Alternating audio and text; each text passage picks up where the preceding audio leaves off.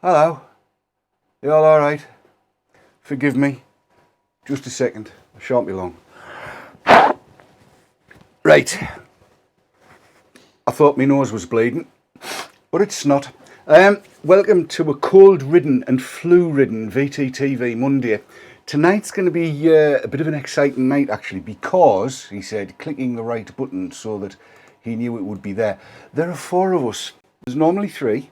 Tonight there are four, and one is a guest. And I shall bring the first of the normal people on screen at the moment. That would be Marco van Basten, or Mark Green, as he's known in other circles. I don't know why. Hello, Mark. Proper name, proper name. Good evening, good evening. I thought it. Yes. Yeah, I thought it was Sunday. You thought it was Sunday? Yeah, Why? I don't know. Oh. I lose track of time being retired. What can I tell you? Yeah, I lost track. I'll say that again. I lost track of time last night because normally I watch the Oscars, right? As you do, Uh huh. because I like that. And I was about, I don't know, 45 minutes in, and the next thing I know, I start by 7. Ah, well, So I missed it. I'm here to tell you that the Oscar this year for the best e-cig is the Ego Twist. That looks nothing like an ego twist. Well, well, that's what happens at the Oscars, isn't it? What can I tell you? Mm. Yes. Having said that, I saw a couple of guys in the office today because I went there to pick up some laptops, and they were on ego twists. Strangely enough, I, I've not seen kind of that variant of e-cig for quite a while. I've seen quite Got your four chairs in your office then? No, there's no 4 chairs. No, no there chairs. were, Got the four chairs. Did you spy him there? Matt, come back. Hello. Matt's there. Look, he's there. Yes. And he's I'm still. apparently a normal person. Are you normal? Are you? Oh well, that's what you said. You said the first normal people was Mark, so that would imply that I'm also normal. Well, yes, yes. But we have an academician amongst us, a researcher of some repute, and editor of addiction and all sorts of stuff like that. In the name of Robert West. Good evening, Robert.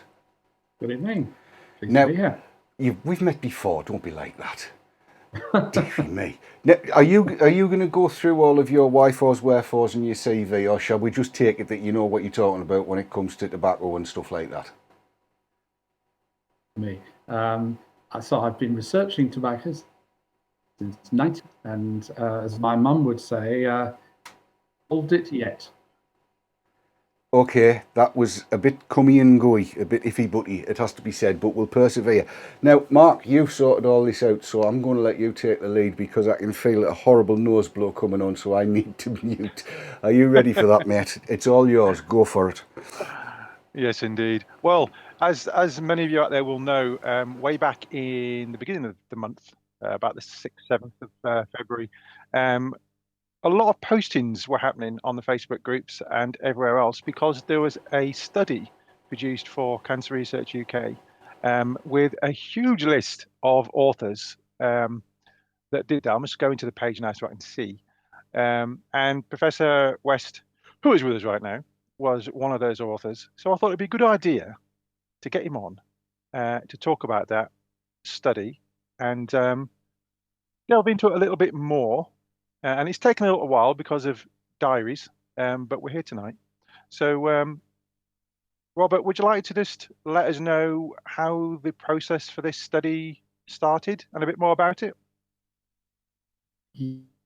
Yes, I'd be happy to do that. So the lead author of the study was called Leon Shahab, who works with me, and he was particularly interested to see what the levels of exposure would be of people who use e-cigarettes, licensed nicotine products, that's nicotine patches on, compared with cigarettes, but also look at what happens when people also use licensed nicotine products like nicotine patches and smoke at the same time, and use e-cigarettes at the same time. So there was 5 groups who were being compared, and all of those using that particular formulation for at least 6 months, because we were interested in how things settle down, who are trying these things for the first time. So the 5 groups, people who are smoking and not using any other nicotine product, people who are smoking and using a licensed product like a nicotine patch at the same time, people who are smoking a cigarette of their choice, just whatever it is they normally use, and that's 3 groups. So people who are using a licensed nicotine product by itself, and those who are using an e-cigarette by itself. And obviously, the key question that I think a lot of people want the answer to is relative to cigarettes, exposure to a number of which are known to cause cancer in these various groups. So, for example, is it the case that people who use e-cigarettes are exposed to levels of the which are substantially similar to smoking, substantially less than smoking? Are they negligible? Really, we wanted to quantify what the exposure. I think it's very important to stress that we only look at a certain proportion of the chemicals. We don't look at all of them. There's a lot of potential chemicals that we'd be interested to look at, but we were focusing primarily on the ones that are known to cause cancer. Do you want to know the results? Yeah, sorry about that. I was just looking at the chat. We're having a small issue with your picture and sound breaking up slightly. Okay. Could well be the Wi-Fi signal. But yes, so there's lots of different groups together that you looked at. What were the main results that you found for those groups? So the key results were that people who switched to an e-cigarette or to a licensed nicotine product had very, very low levels of carcinogens, the cancer-causing chemicals, which shouldn't surprise, I'm sure isn't a surprise to your viewers. In order for them to be exposed to those chemicals, it would have to be present in the vapor, and we know that the vapor, so it would be surprising, but still we need to find out what the exposure is actually in the human body. From those results, it's very clear that if you switch completely to an e-cigarette, it's very, very similar in terms of toxin exposure to what it would be like if you switched to nicotine patch, something like that. So that's the first thing. Second thing is that if people to smoke and used an or a licensed nicotine product, then exposure were not really much different if you just smoke and don't use another nicotine product, which to some degree is a bit surprising, because we would expect, I think, is that if people get some of their nicotine from some other source which does these toxins and carcinogens, then they should be smoking their cigarettes less or fewer of them, and that should reduce their exposure. But at least in this sample, that's not what we saw. Now, and there's a number of explanations for that. One is that the people who were using a nicotine product, whether it's a licensed product, and smoking at the same time, had previously smokers. So they had actually reduced their. But when we compared them with people who weren't, different, because essentially they'd brought themselves down to the level of don't use a nicotine product at all. We don't know the thing that we have to look at. If you look at their nature, it's very similar. So let's be clear, and we've seen this in other studies as well, is that when people substitute part of their nicotine intake with the use of with another nicotine product, then they don't see an increase in nicotine levels. So it's not that they're getting more nicotine than they were, trading down their use of the cigarette in some way, which rather makes me think that the reason why we're not saying, sorry, this is all a bit complicated and long. The reason we're not saying a substantial reduction in toxin exposure from people who are dual users, as they're called, is because they started from a higher level. But that's something we have to look at in the future. I've got a question, if I may, actually. When you say that the results between NRT and e-cigs were broadly similar, how were they different? Well, they weren't, to be honest. Okay, fair enough.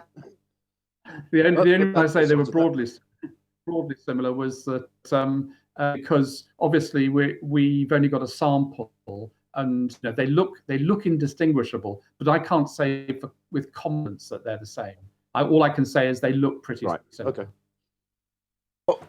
Are we saying here at this point, if I'm picking up on this correctly, that when we said ages and ages ago, when that first FDA study came out that had the NNA levels and all the various different NNA, what am I saying? NA, oh, you know what I mean. The NNAL, TSNAs, that's what I mean.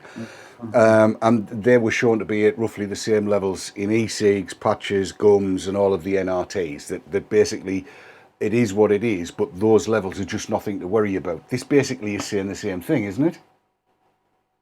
Yeah, the difference is that here, you might think the results are a bit obvious. And, in the sense that if the concentrations are very low in the vapor, then why would they be high in the bodies of people who are exposed to the vapor? Do you think that's obvious? But you have to demonstrate. You can't, unless you do the study, find out what they are, and quantify. You will always get people who say, we don't know, only too well. That's one of the things that's beguiling the area of e-cigarettes, is people who particularly supportive of e-cigarettes or favorable towards them say, we don't know, we need more information. Well, this is part of that information that we need to provide. It's not the end of the story, but it's entirely consistent with what, say, FDA, others have found when looking at concentrations of chemicals actually in the vapor itself. I've got another question, if I may. Sorry, Dave. No, it's fine. It's fine. You said that you were looking for levels of carcinogenic toxins. Was there specifically anything in electronic cigarette vapor that you were looking for to be a carcinogenic toxin? The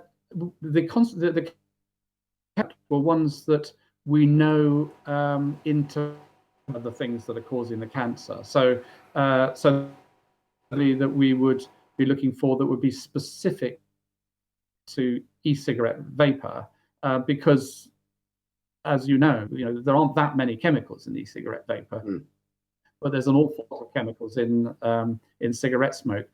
But in this particular study, that the chemicals were chosen because they were known to be dangerous chemicals within cigarettes smoke. So that was the basis for the choice. So if there are other chemicals in the vapor that you don't find in cigarette smoke, then that's a whole other thing. But that's not actually the case. There's one further question I've got, and then I'll shut up for a bit. In the study, it states that electronic cigarettes provided similar levels of nicotine to a cigarette. How did you come to that conclusion? Because you said at the top of this that you let people use devices that are suitable to them. Yeah. So specifically, what we found was that people who an e-cigarette for at least 6 months, and on average they'd be 18 months actually. So they were reasonably experienced long-term e-cigarette users using the product that they chose, that they wanted to use. They then were getting levels of nicotine that are similar to what you see and what we found in the people who are smoking cigarettes. All that means is that we don't have this isn't a massive sample. This was a really small sample, but it rather confirms what others found, which is that when you have experienced e-cigarette users, they or you are able to get levels of nicotine which are similar to those that cigarette smokers. Now, again, it's hugely variable. Smokers who take in very little nicotine, there'll be others who take in. Actually, the thing that we've known for many, many years, smokers, is that what determines how much a smoker takes in from their cigarettes has got almost nothing to do, everything to do with what the level of nicotine. Because if you take a cigarette, the average cigarette, for example, on average, you get about 1 to 1.2 milligrams. You could easily get 6 milligrams if you just, but people don't, because it would make them feel sick, and they wasn't. So people titrate their levels of nicotine for them. And what we see with e-cigarette, same thing, which is interesting and it's telling us is that, you know, if you take European Tobacco Product Directive, for example, which talks about concentrations of nicotine in e-cigarette liquid, this is really nonsense, because that has precious little to do with the amount of nicotine that a person will take in, by the way that they choose to use the product, particularly. Oh, thank you. That's exactly the answer I hoped you gave me. Yes, right now. Okay. I need to ask Mark and Matt a question here. Is Robert's signal breaking up for you too? Yes, it is. Every now and again, the speech is. Okay, I need to press C then, Robert, and run back through that one if I can. Yeah. If I've picked it up right, what you're saying is that if a smoker wanted to get 6 milligrams of nicotine out of a cigarette, he could, but most don't. And that experienced vapors will get the amount of nicotine they require out of the equipment that they are using at the moment, which poses a question that I need to ask.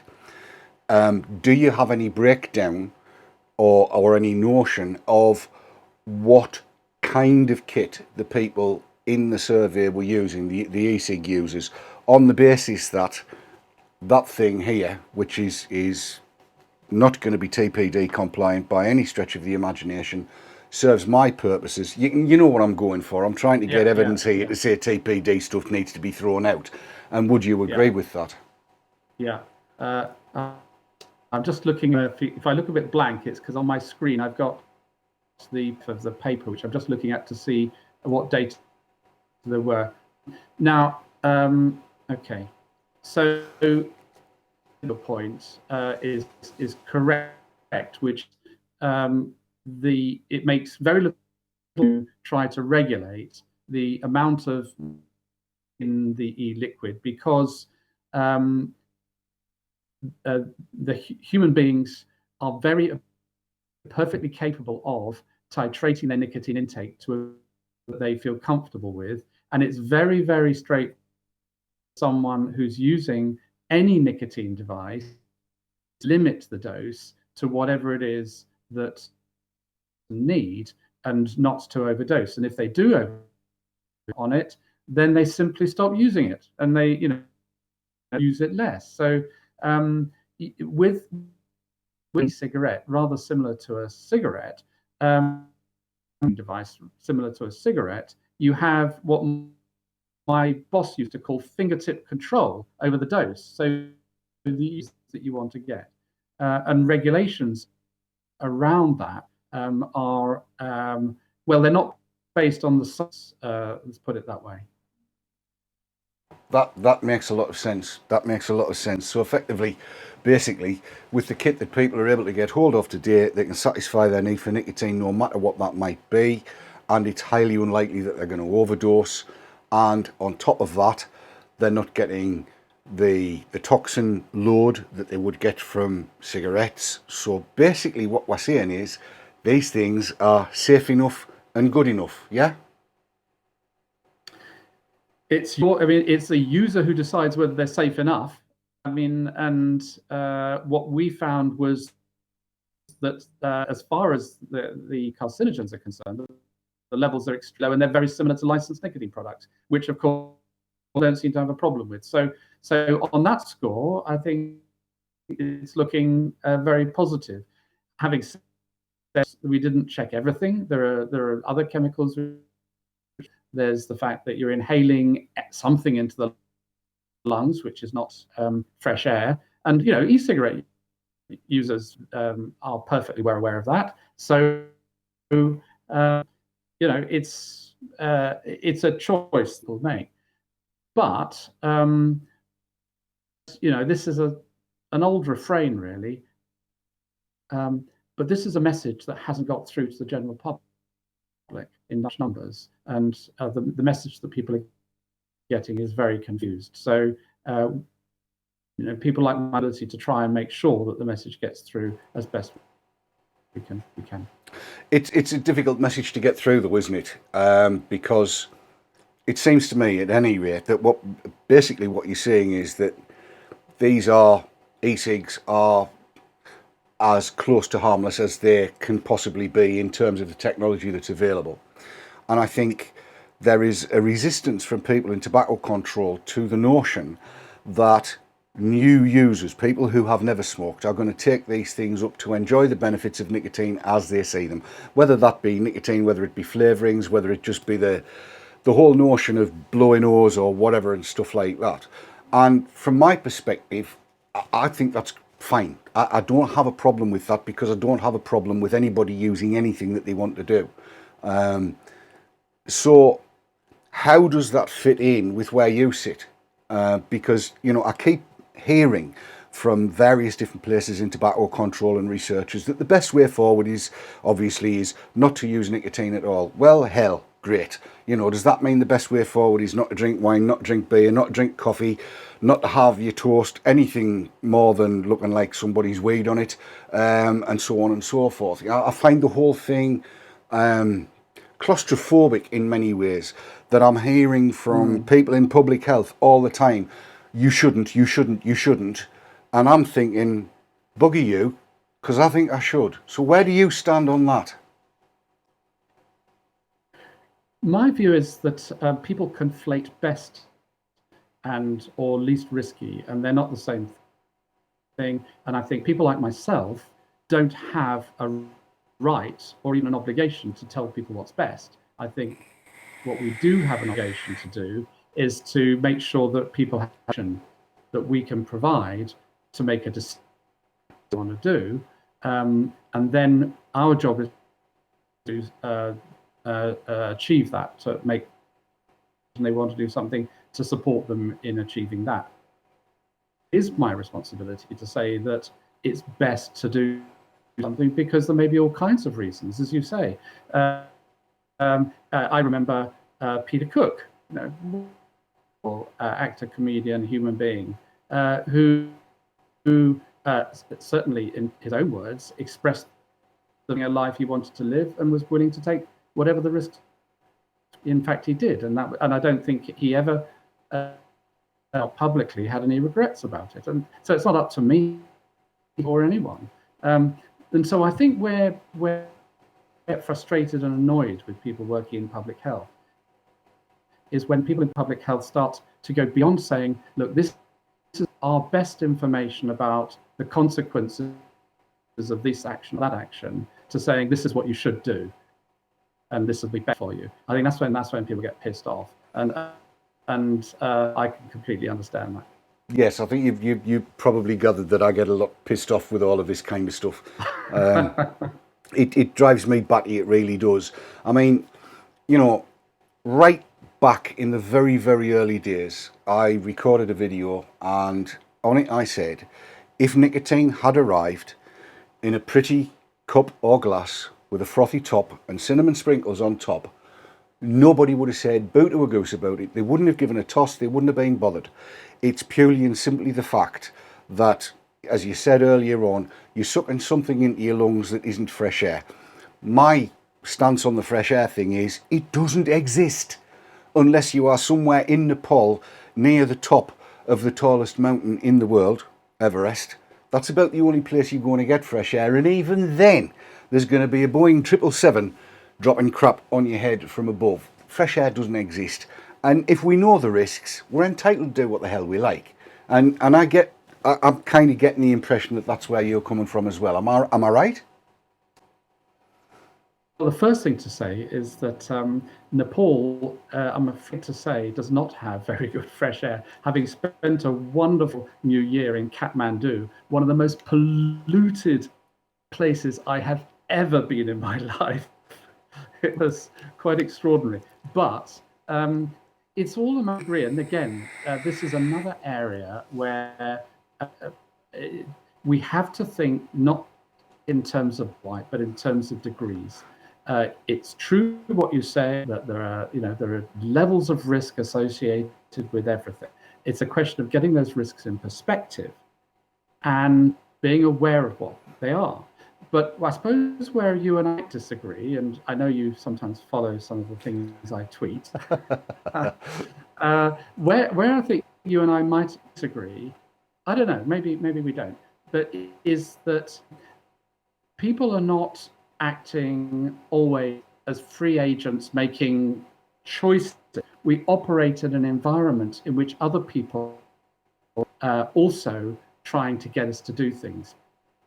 Have something like the tobacco industry that is highly incentivized and exceptionally powerful and has at its disposal various tools to get people to do things, then it's not a level playing field and choice is curtailed.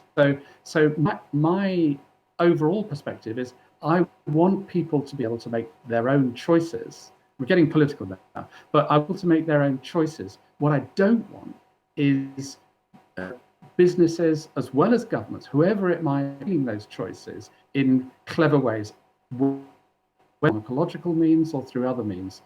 So, if we all support the people's abilities, I think that's great, and supporting it's really important because the human brain, it's quite clever at times, but it's also quite flawed, and it's easy to get us to do things that we don't necessarily, we rather regret that we did later. So it's complicated, but a key thing is that I don't think it's right. I don't think it's appropriate for people like myself who don't have a mandate to tell people what to do. Yes, good. Right, okay. I'm going to ask you a question now because you've led me into it. You mentioned the tobacco industry. I'm sorry, Mark and Matt, but I've just got to do this. There was a question posited, it's probably about 3 years ago, and I'm going to ask you the question, and it's got a yes or no answer really. If the tobacco industry came up with a vaccine or a pill that you could take once a year that would mitigate all of the effects, the bad effects of smoking, would you support it? Yes or no? I don't know. I'm sorry. I wish I could tell you. My inclination is to say yes, but I'm also aware of my own limitations in terms of being able to think things through, to have to say I would need to think about it more because there might be some hits. But if what you're getting at in the question is that if it were the case that the industry could still make its money and holders and so on and do it without harm, and essentially it just becomes like any other industry, and I go off and do something else for a living. That is the correct answer. That is the correct answer, and I'm going to tell you, you've just won yourself a lot of friends. I mean, we know each other reasonably well, and I've always considered you to be somebody that I can speak to and talk to and have a good conversation with. But that is the right. I'm thrilled. That's it.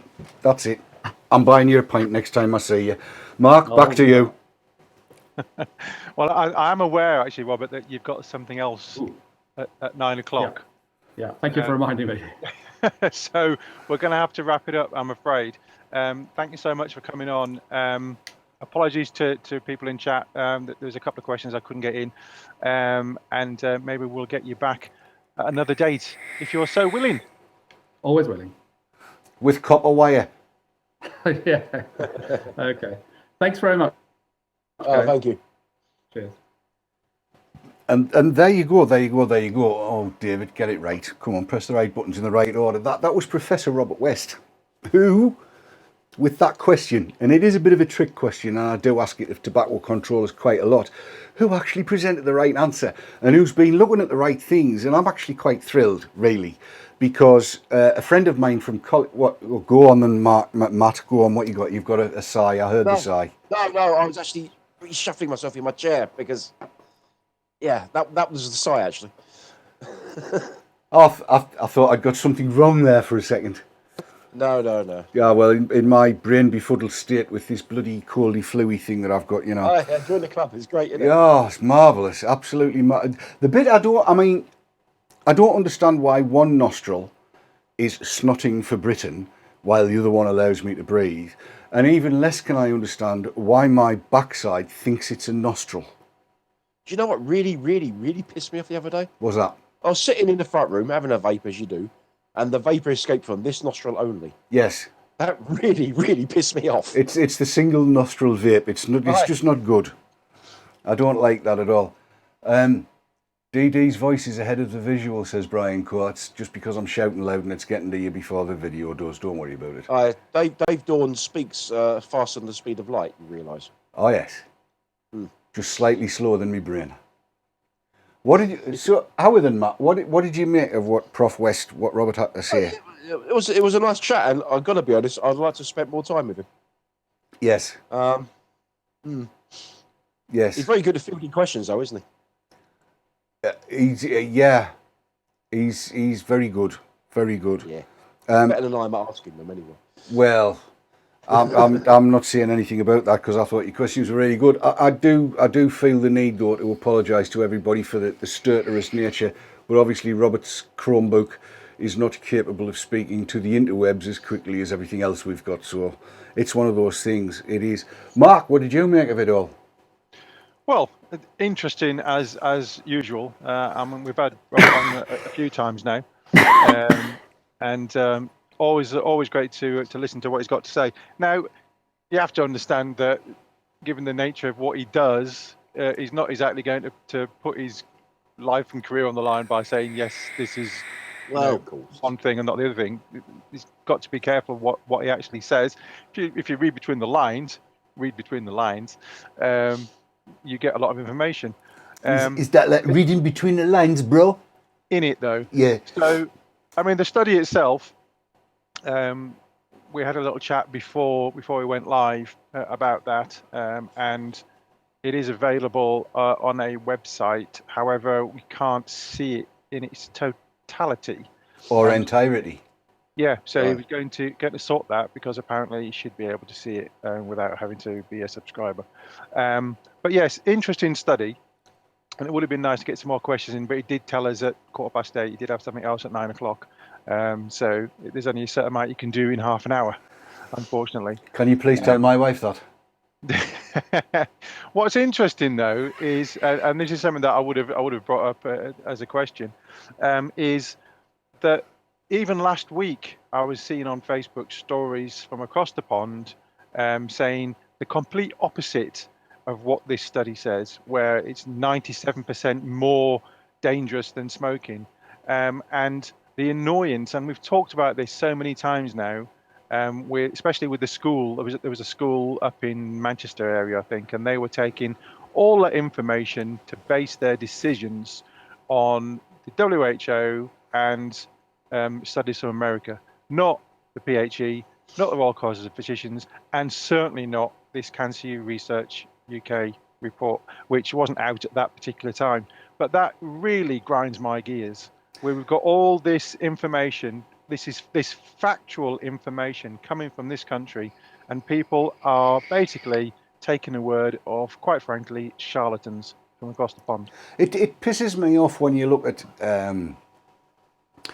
UK-based Great Britain and Northern Ireland and even Southern Ireland-based organisations who will look at work that's coming out of people that they've held in high regard and high esteem for a donkey's age. And we're looking at the likes of Robert West and Linda Bald and you know, when and they were, going back, 8 or 9 years, they were kind of all against everything sort of style. And they were quote-worthy then, their information was usable then, But now that they're following the science, now that they're coming up with the information that these things, and it's basically what Robert said, they're safe enough. They're not going to cause a problem. They ain't going to give you lung cancer. They're not going to give you popcorn lung. They're not going to do anything particularly nasty to you. But getting these organisations, and indeed the researchers themselves, to fully embrace the pleasure principle and say, yeah, look, we get it. We understand. People are going to take these things up and they're going to get the benefits of nicotine. And there are benefits to nicotine. I don't give a tuppenny toss what anybody says about that. There are. Getting people to actually stand on their hind legs and say that, and it comes down to what Mark was saying, they've got this feeling that they're going to be putting their careers on the line because they're actually going to tell the truth. And it's about time, I think, that we as vapers and people got on our hind legs and actually did something about this, because the bottom line on it is, it's going to be down to us. I suppose if your mortgage is on the line and you're living somewhere expensive, because it just happens to be expensive. Taffy Jockey has just said vaping doesn't fund that's the one I was thinking of. Vaping doesn't fund these parasites as much as pharma. You could well be right there, but look, I mean, I think we've got to accept, and it's something I don't think America has yet accepted. We've got to accept that people are going to start vaping that have never smoked. They just are. Because as cigarettes disappear off the face of the planet, and they will over time, as vaping makes leaps and bounds, and apparently we now have a massive incursion in the UK, where there's more vapers than there ever has been. People are going to take it up, but it ain't going to kill them. It's not going to do them any harm, and we've got to accept that. As an amusing anecdote, you're aware of Cheech and Chong, aren't you? I am.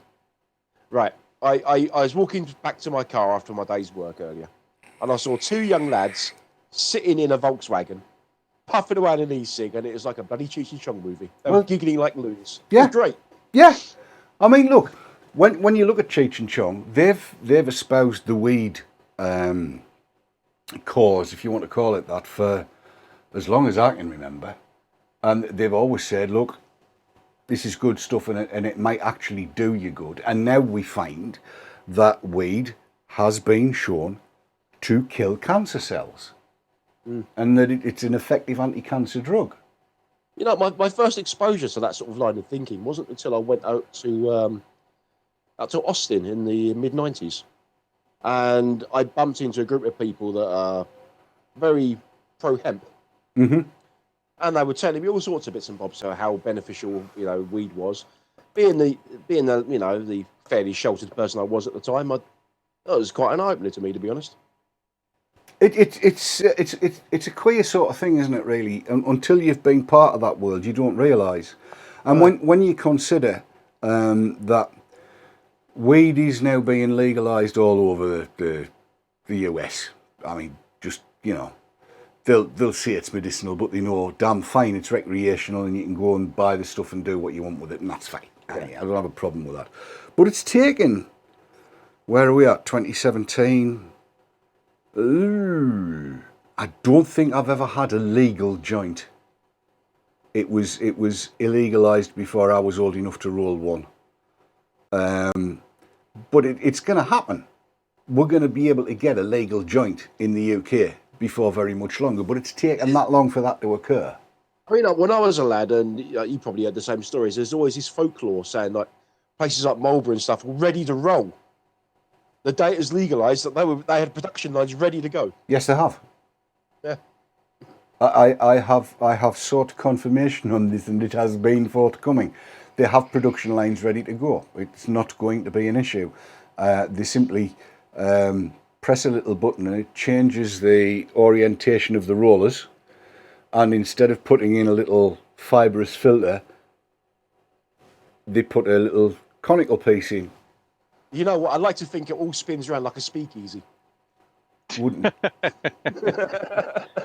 Yes. No, we could have a huge, lengthy conversation about roach tectonics, but we won't go there. No. I would like to do a couple of quotes here, actually, from a couple of people who are involved with this study. And the first one is Leon Shahab that Robert mentioned. He was the lead author on this study. And I'm going to quote him here. He says, our results also suggest that while e-cigarettes are not only safer, the amount of nicotine they provide is not noticeably different to conventional cigarettes. This can help people to stop smoking altogether by dealing with the cravings in a safer way. That's quote Well, one. this is the question I asked him, isn't it? Yeah. And two, Alison Cox, Cancer Research UK Director for Cancer Prevention. Around a third of tobacco-caused deaths are due to cancer. So we want to see many more of the UK's 10 million smokers break their addiction. This study adds to growing evidence that e-cigarettes are a much safer alternative to tobacco and suggests the long-term effects of these products will be minimal. Understanding and communicating the benefits of nicotine replacements, such as e-cigarettes, is an important step towards reducing the number of tobacco-related deaths here in the UK. Now, this is from Cancer Research UK, and the first one was from the lead author of this study. So this is the information. This is the right information. The problem is we've got the charlatans across the pond who are completely giving people the other way of thinking. I need some help here. Go on.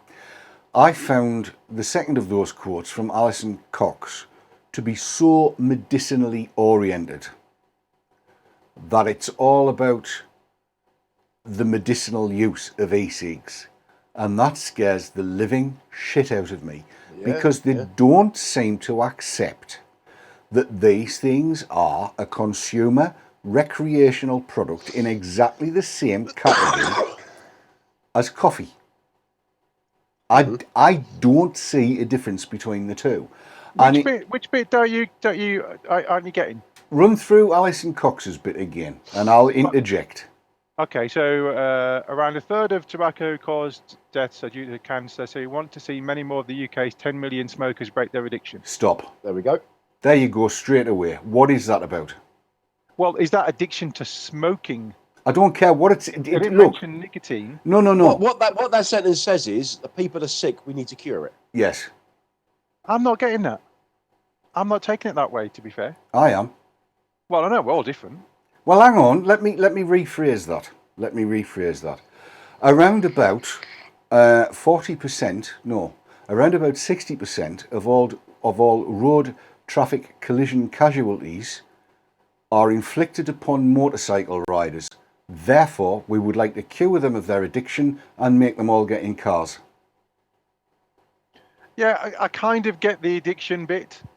I mean, are you addicted to nicotine? Who cares? Am I addicted to caffeine? I couldn't give a shit. I don't mind. I don't care. The word addiction pisses me off enormously. It always has, and it always will. Addiction is a word with horns on it these days, Isn't it though? Yeah. But then the same could be said for dependence, couldn't it? It's similar.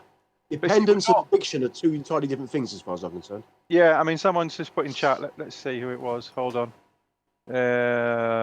I'm just going through. Leanna Lawless has said, "Who robs their granny to buy a vape or an e-cig?" That's the one. That's the one I was looking for. Yeah. Yes, that's it. I've got it now. Yeah. Who are going to buy a vape or e-cig? I think you know, people really. I was reading through Facebook earlier on today because I needed to sleep and I couldn't quite get off, so I wanted to get bored. So I read Facebook, as you do, and I came across this. There's somebody that gets onto my timeline. I can't remember who it is, but apparently they've gone to either Alcoholics Anonymous or Narcotics Anonymous, and they keep tweeting on about the 12-step program, and they're talking about addiction, but there's no acknowledgement that there are high-level addicts, high-functioning addicts, and when you look at and I've got to be careful not to name any names here, but certain rock stars who are known to imbibe every substance known to man. Yeah. Who are extremely high functioning, who manage everything all the time. I know personally of CEOs of very, very large companies who are what these people would call addicts, but they're high functioning. They do what they're supposed to do, and they use their substances when they're in a position to be able to use their substances without affecting what they do. Imagine City trading without any substances. Well, there wouldn't be any, would there? No, they wouldn't. The bottom line on all of this is that word addiction, as you said, has now grown horns. And it grew horns in 1973, let's be honest about it. Prior to 1973, smoking was a habit. And then NRT came out and they needed to sell it, and suddenly it became a bloody addiction. And, you know, I keep on saying that, you know, we need to get rid of tobacco control. I think we're right. I think that's definitely right. And we need to get rid of a lot of the other bloody Puritans that seem to want to tell us what to do. It looks as though Robert's not one of them. I'll give him that. He gave the right answers, and I'm pleased about that. Do you know what? I heard Chris Evans say something on his breakfast show one morning, some time ago, which I thought was a bit of a slip of the tongue, but an interesting comment nonetheless. He said, back in the 80s, when smoking wasn't bad for you. Yes, well, I think he probably imbibed in a few things, didn't he? Well, maybe, I don't know. I'm not going to cast aspersions, but... Well, hey, look, it's not going to be all that much longer before we go back in the noughties when toast wouldn't kill you. Oh, fuck, yeah. Back in the noughties when a roast tatey wouldn't make one bollock 4 times the size of the other. Oh, do you remember you could have a barbecue without having to blood... Oh. It's gone crackers. It's gone completely crackers. Brian Core has just said nicotine on its own isn't addictive, or you would have queues for patches and gum. It's exactly right. You're right, Brian. You are completely right. Totally and utterly. Completely. You would not have lots and lots of people turning up to a place in Nottingham. Oh, I was about to do that as well. You would not have lots and lots of people turning up to a room or a place in Nottingham called Vapor Lounge. But our man Marco was... I'm trying to teach everybody how to do seamless links, and I'm feeling... You're not doing it very well, are you? Ah, shut your face. I was on the same wavelength. I was going to interject, but he beat me to it. Marco's been out and shot some vid. Here it is.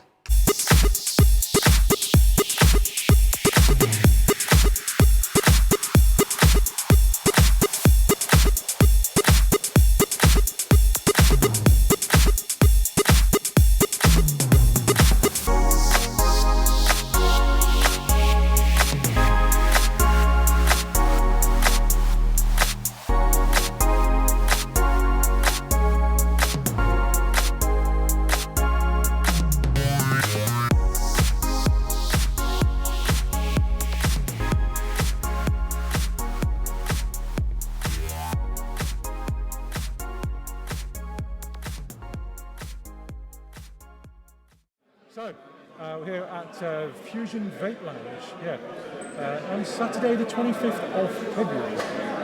We've had the guys on a few weeks ago. We're going to see them a little bit later on, but I'm here with Mark. Yes, another Mark, couldn't believe it, from Vapor Jacks, and you're in Derby, aren't you, Mark? That's right, we're a vaping lounge based in Derby. We specialise in the hospitality side of vaping, not just the juices. It's more about the community-based aspect towards vaping. And I've got your menu here. That's right. Which I was looking at earlier on, as you do, and you do the drinks and snacks, but you're also fully licensed, aren't you, for the alcoholic beverage? That's correct, yeah. As a vapor, I really like the idea that you should be able to consume alcohol responsibly with your vaping. A good beer and vape pairing really works, especially when you've got it in an atmosphere that's convivial, feels like your front room. And again, I think the Fusion Vapor Lounge here has got the same kind of effect. It's a nice communal area and really helps, I think, promote vaping as not just a lifestyle choice, but also as a healthy alternative to smoking. Yeah, and also for a nice evening out where you can vape, not worry about setting the fire alarm off, have a beer if you want, drink responsibly, people, but also a bit of food. Do you do some food there as well? No, weirdly enough, we don't. We do hot noodles and snacks, but the place we are in Derby has got some of the best Italian, Thai and Indian cuisine in Derby. So we basically allow people to bring their own food. It means that you get a real kind of night in, out experience. So you can take a Bombay Bad Boy, other flavours of pot noodle are of course available, or you can take some other food.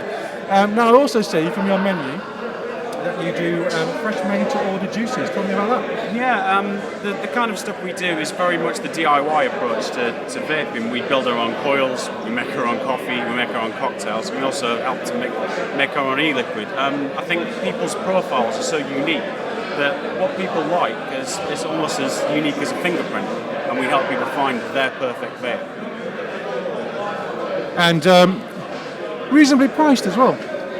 Yeah, because we don't carry any wastage. Everything's made to order. It means that we can pass on the savings to the consumer. Yes, works for me. I like savings. Now, we were talking earlier, and you were talking about movie nights as well. True. We wanted to bring a more communal atmosphere to it, and Film Society approached us and asked if we could show movies there. It turns out that the licensing laws means that we can show movies for free within our kind of atmosphere. So it means it's a cinema where you can drink beer and vape. It's like being in my house. That's what it is. It's what Vaping Jacks wanted to do. It was like being around at your best friend's house. And we try and get that kind of family-oriented, friendly atmosphere, as long as you're over 18 and have ID. Of course, I never get asked for ID these days. It really upsets me. Yeah, look at my face. I mean, you know, I'm obviously under 18, aren't I? Never get asked. You know, in fact, I've never been asked. I'll promise to ID you next time you're in. Well, as you know, we're in Nottingham at the moment, and I've got family in Derby, so I may well pop down at some point for a little visit. Tell me about what kind of flavours that you do there. We like to specialise in cakes and desserts, patisserie style flavours. We do experiments with other kind of things, but essentially what we want is our juices to taste like it's just come out of an oven, belongs in a fruit bowl or lives in a fridge. We want something where you have a biteable, edible style flavour rather than something that's kind of amped up to the max, turned up to 11. We want something that's more of a natural, affordable, all-day vape. Yeah, subtle flavourings. We want it to taste natural, the kind of stuff that my auntie used to cook when I was a kid. We like desserts, especially with coffee. Well, yeah, I'm not going to desserts. I used to consume a lot of desserts, as the viewers know, but not so much these days. Tell me a bit more about the location. Tell us how people can get there. Essentially, we're situated in the centre of Derby. You head towards the centre of town, you can't really miss us. It's on Green Lane. If you look on our Facebook site, you'll see directions to the shop. There's numerous off-site parking opportunities for people. Again, most people can just get a bus straight to the bus centre, or again, it's about a 5-minute taxi journey from the train station. Okay, I know where the train station is. That's about it. In fact, I know where the train station is. And I know where being curious is. Well, frankly, a lot of taxi drivers use Vaping Jacks for their juices, so a lot of the yellow cab drivers will know where we are. Well there you are. So you heard it here from Mark. Find a cab, a yellow cab in Derby, and they all know where Vaping Jacks is. I promise. Pleasure to meet you, sir. Absolute pleasure, man. Very much. Good to see you, Mark. We'll get more later. So here we are at Fusion Vape Lounge at the first Vape Expo. Yeah. And I'm here with Corin and with Anthony, who you saw on the show some weeks ago when we were talking about this little event. And been here all afternoon, and it is very foggy out there, as you would have seen from the footage. But we're in the VIP room at the moment, which is a lot quieter, as you can tell. It's getting foggy because these two are blasting it out like you would not believe. So, how do you think it's gone today, guys? Absolutely brilliant. Yeah. We had quite a lot of people show up to begin with, but there's been a nice steady stream through the day, so it's going constant. So yeah, constant flow of people coming in and out, and people lingering about, and then just kind of taking a trip around it. We set the tables up to where there's like a steady flow of traffic around each stall, so it's working out pretty well. Yes, size-wise, it's quite nice. It's quite. What the word I want to use is really, it's kind of compact and bijou. It's, quite nice. It's good size for the amount of people who've got here today, I'd say. We've got a good turnout and everyone's fitting in, they're not packed in like sardines. Yeah, I mean, the turnout has been relatively good, especially for your first one. And you've got a good selection of vendors out there. Yes. Yes. My good friend Matt from Premier e-cigs, he's down there. Normally not too shy to come in front of the camera. I might get him later, you never know. He might have had his shirt on this time because he had his shirt off at Vape Fest. And if you're watching Matt, you know it's true. It's very true. So what's your vision for the future then? Well, we plan to do it again on June the 24th. Pretty much the same format because it seems to have worked. So 24th of June, we've got another 2 planned in the future, September and December. we're avoiding the months with the bigger expos. Yeah. But pretty much the same format, I'd say, because it seems to have worked really well. Yeah, Definitely. I mean, it's worked out really well, as he says, so there's not really any need to fix what isn't broken. But yeah, as of now, that's it. Carry on for the future. I think the only thing I would say is some better extraction. Yes, yeah. On our opening night, we had a problem with the extraction not being powerful enough, so we've doubled it, and it's still not powerful enough. So it's something we're going to look at, and it'll be sorted by it. It's hard to get a grasp of things. I mean, it is our first expo. We had the grand opening night, it was a big turnout. We didn't know how many people was going to turn out today. We've doubled it, expecting that to kind of fix the issue, but it hasn't done. It's definitely a lot better, but again, like I says, it's trial and error. Yeah. And seeing as it's our first expo, things will improve for the second. It's hard to gauge. When we had the opening night, that's the first time we had a lot of people in there, and this is the second time we've had a lot of people in there.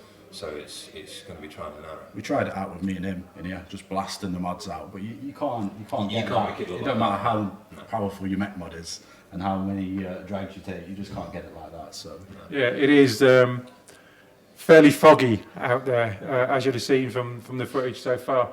I think that's the only thing. It's not a building that was designed for this, and it's not a building that's got super duper extraction because it's an old building. Yeah. But for size-wise, it's a nice, compact little place to have some people around, isn't it? Yes, exactly. Yes. And I'm loving these sofas.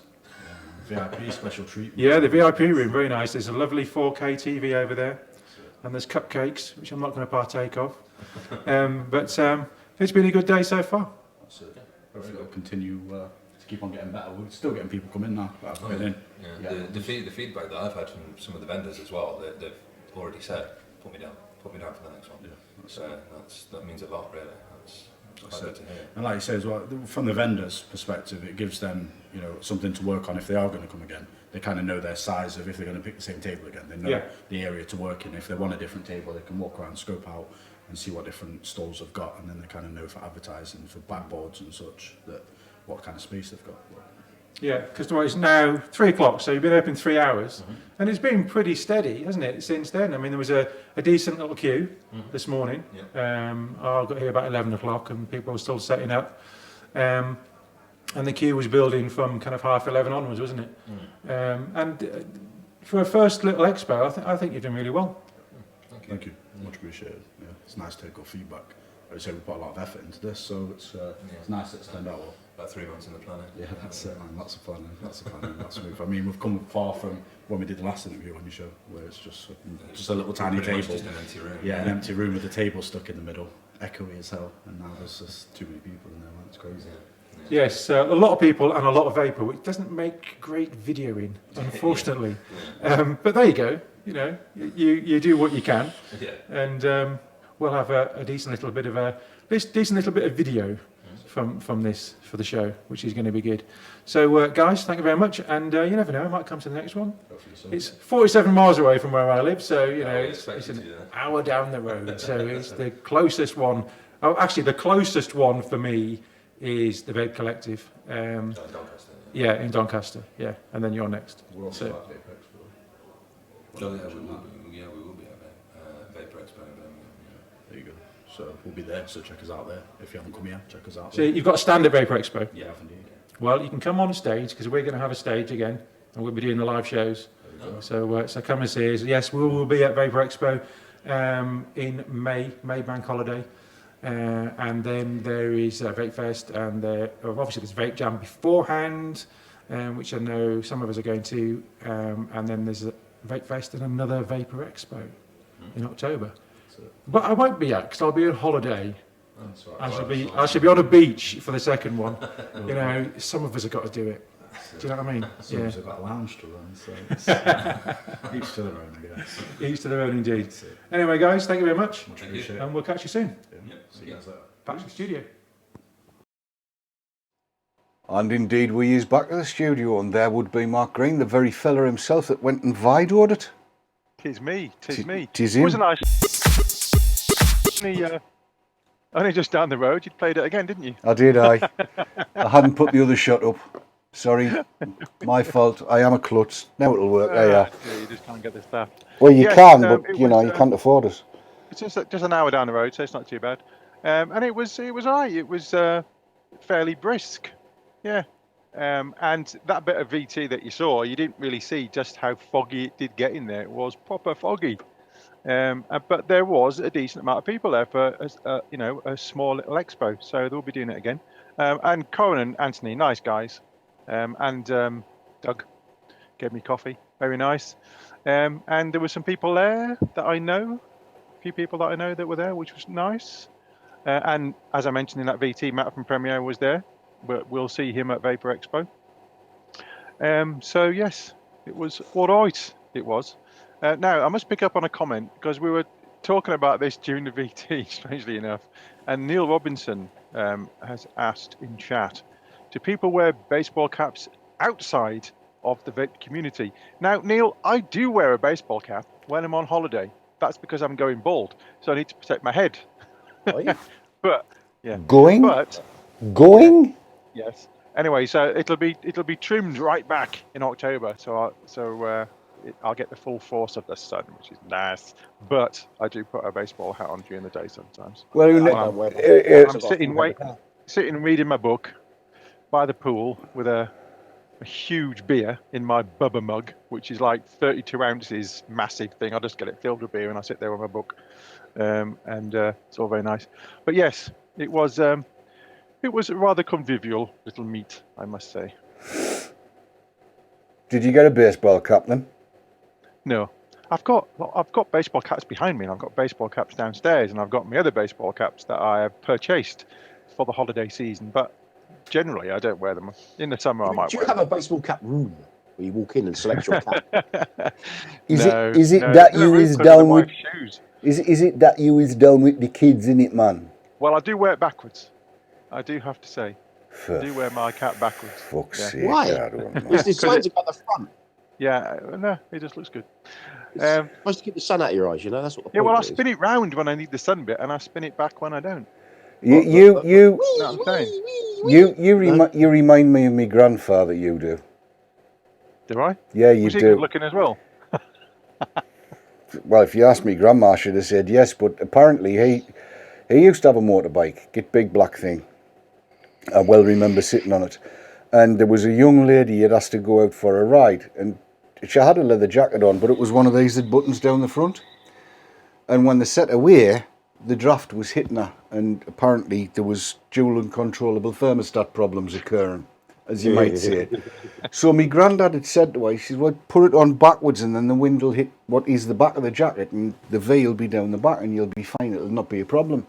And apparently he pulled away from the lights a bit fast and she fell off the back.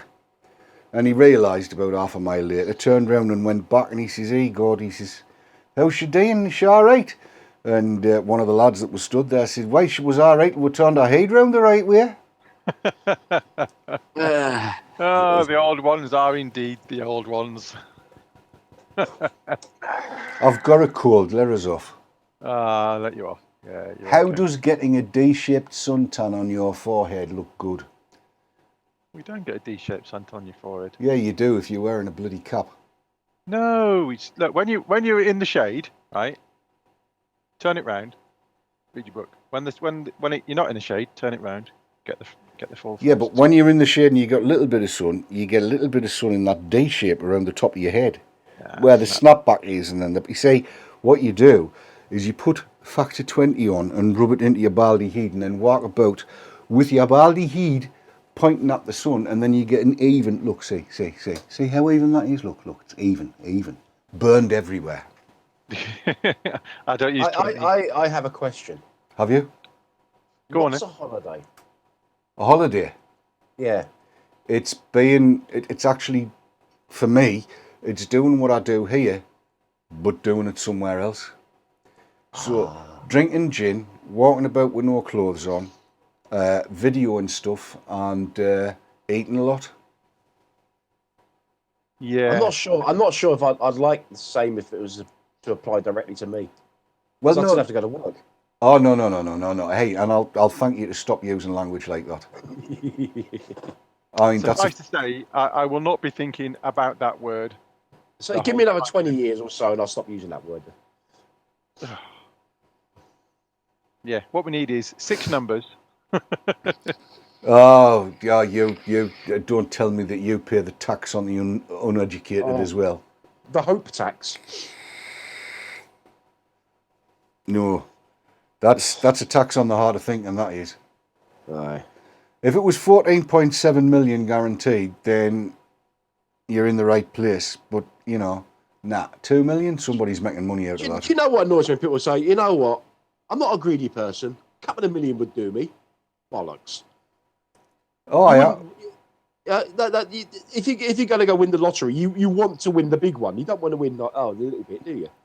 Yeah. 150. Depends how old you are. 150. No, it doesn't. I'm a greedy bugger. 150 million, then I can afford to buy the private island where vaping is not only legal, it's fucking compulsory. Oh, private island. I'd love that. No neighbours. Be superb. You'd have the state of dawn, wouldn't you? You'd have its own money, and it would have vape. Dave vaping on it. You could actually say that dawn. What a state. Absolutely. It would be the vape quid. You'd have and there'd be no cars allowed. Gin tokens. Everybody would have to be on motorbikes. The only drink allowed would be gin. Gin token. I'm not going there. No tanks smaller than 5 mils. I'm not going there. No wattage lower than 60. But would you advocate the eating of asparagus at every meal? Sorry? Where the hell did that come from? It's an old Blackadder. It's an old Blackadder line. No, asparagus makes you piss stink, man. You can't be doing that. But I would have endless free supplies of pure evil Scream Queen. That would be. I do have a very serious question on this Republic of Dawn. Is eating meat compulsory? Is eating what compulsory? Meat. No. Oh. It's not compulsory, but if you don't, I'll kill you. Oh, right, okay. He'll kill you. You have to be a non-practicing vegetarian. No vegans, no vegetarians. They're not welcome. There we go. Excellent. And I'll extend that to wearing socks with sandals. Oh, please. Where do I sign up? Just got to get the lottery up first, and that's going to be hard because I don't do it.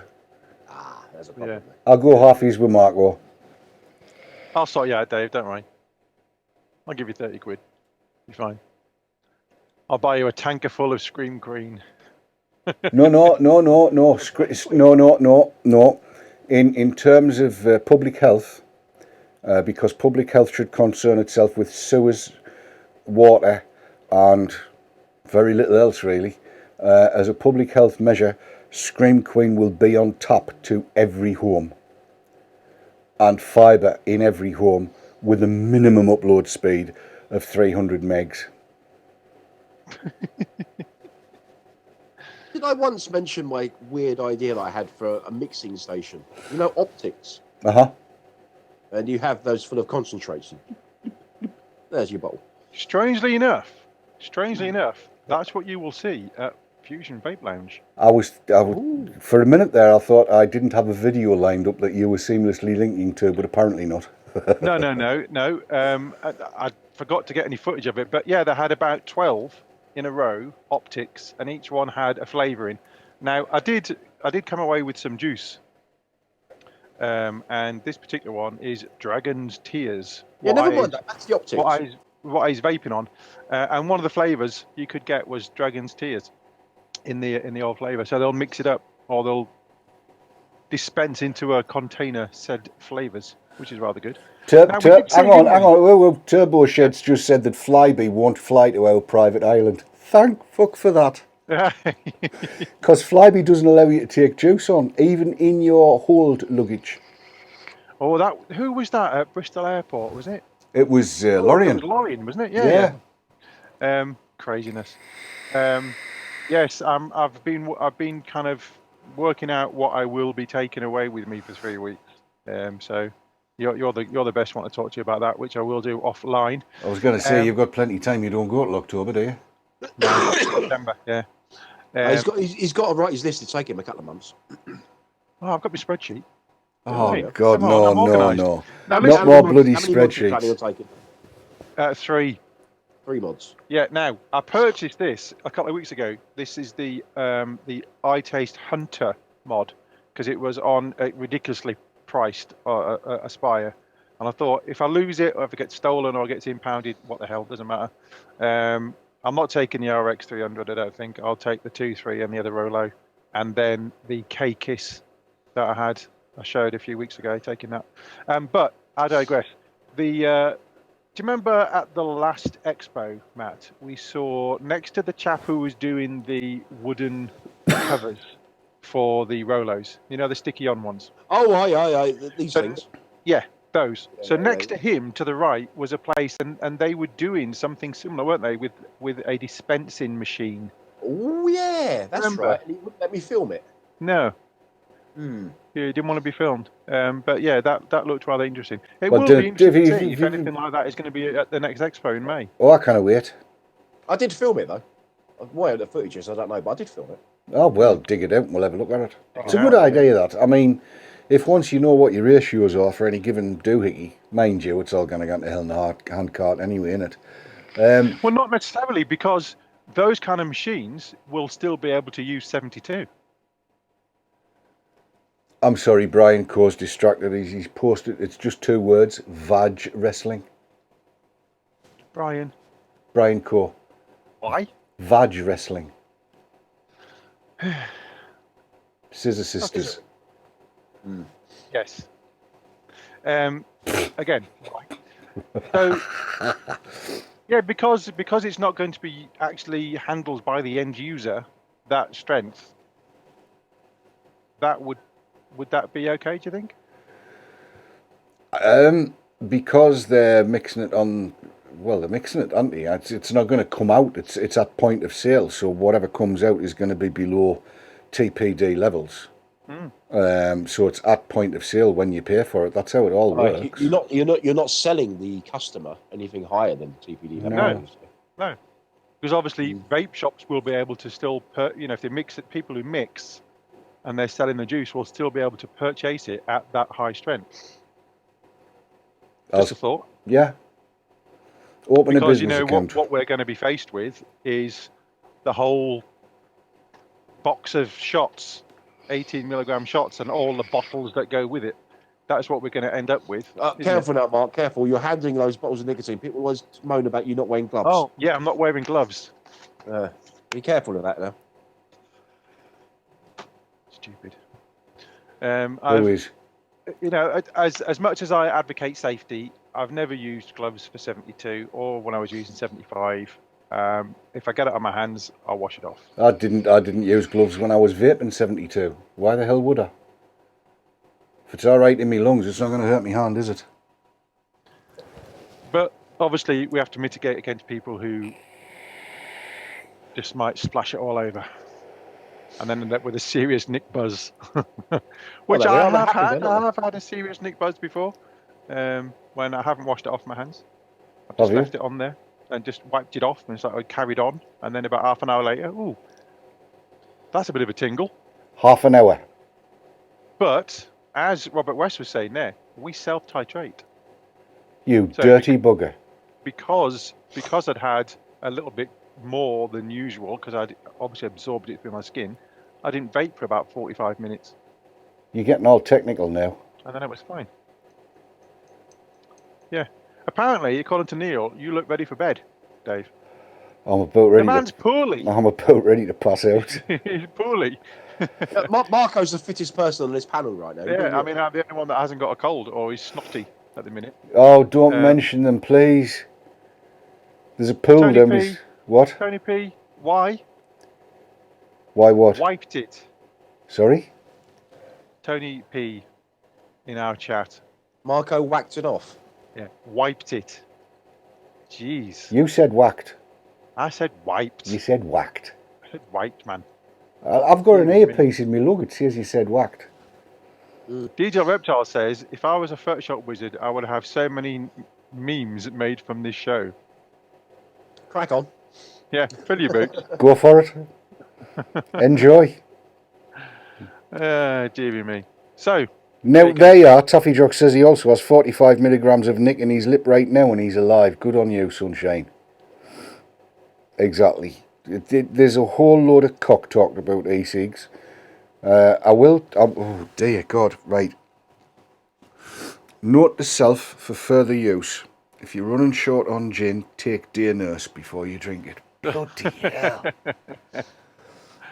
Ray says that Matt, you're very sweet, he says, because you said I'm the fittest person on the panel. Yeah. I'm smooth, very smooth. Turbo Shed said he got some Silla Bang. I think he means Sillet Bang. Other cleaning materials are, of course, available. Oh, I don't know. I heard some stories about her. On his hand last week, and it burnt like a mother. Yeah, it would. Try that Harpic X10. That will take your skin off as soon as look at you.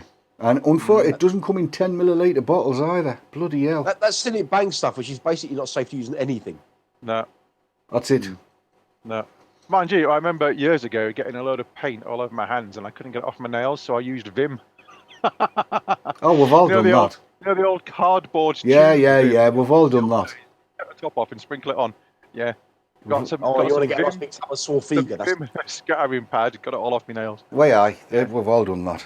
I'm just settling lower in my chair, ready to nod off. Aye, there we go. So, yes. I am seriously tired now. I'm sorry, I do apologise to everybody, but seriously, man, you don't have a cold for 6-7 years, and then all of a sudden it comes along and smacks you, and this thing doesn't half hurt. Oh dear. Dan in our chat says there was a reviewer wearing rubber gloves for 18 milligrams last week. Why? No, right, yes. Look, hang on. Let's be right about this. There is a thing called sarcasm and irony. And is there? Yes, there is. And apparently some highfalutin public health people are going to be pointed at that. So that was sarcasm and irony. I'm about to handle 18 milligrams, so I'm putting my rubber gloves on. Sarcasm and irony.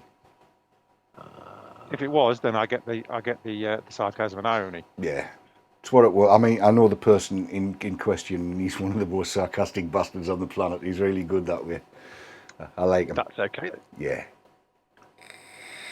So listen, are you looking forward to Vapor Expo? No. Well, Matt's not going, are you, Matt? Exactly. That's why you're not looking forward to it, then, isn't it? No, that's exactly right. Yeah. I was asked. Well, no, that's fine. I was. Somebody suggested that I take the motorbikes and put them on the stand. Problem is, I've got to take the stand.